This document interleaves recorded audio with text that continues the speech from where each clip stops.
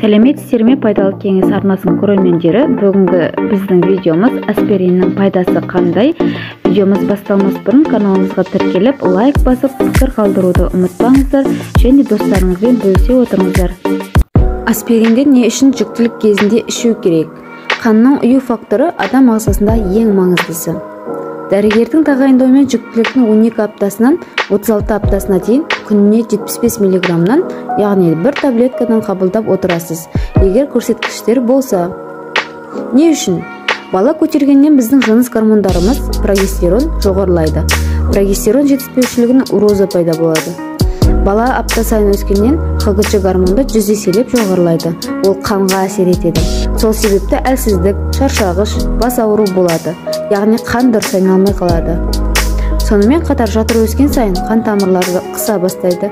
Варикоз, преэклампсия, артериялық қысым жоғарылауы, ісіну, аяқ-қолдардың миокард, тромбоэмболия тағы басқалар пайда болады. Көрсеткіштеріне келетін болсақ, осы аурулардың алдын алу үшін және алдыңғы жүктілікте қан қысымы жоғарыласа, преэклампсия, эклампсия болса, аспирин күніне қабылдаңыз. Бұл міндетті түрде. Аспирин тромб пайда болудан сақтайды.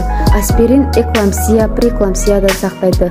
Давление жоғарылауынан, іштегі баланың дұрыс дем алуына көмектеседі. Бала жолдасының ерте бөлінуінен сақтайды, және инсульт, инфаркт, миокард, HELLP синдромынан сақтайды, ана мен бала өлімінен сақтайды. Препараттардың жанама әсері және қарсы көрсеткіштері: Рей синдромы, лейкопения, анемия, бауыр мен бүйректің бұзылуы, нәжістің бұзылуы, яғни диарея, қазандағы ауырсыздық, ісіну, нефрит. Осындай аурулар пайда болуы мүмкін. Осы видеоны көріп отырған жан каналымызға тіркелмеген болсаңыз, каналымызға тіркеліп, лайк басып, достарыңызбен бөлісіп, пікір қалдыруды ұмытпаңыздар. Бізде күн сайын жаңа видеолар, күнделікті жаңа видеоларымызды жіберіп алмаңыздар. Келесі видеода кездескенше сау болыңыздар.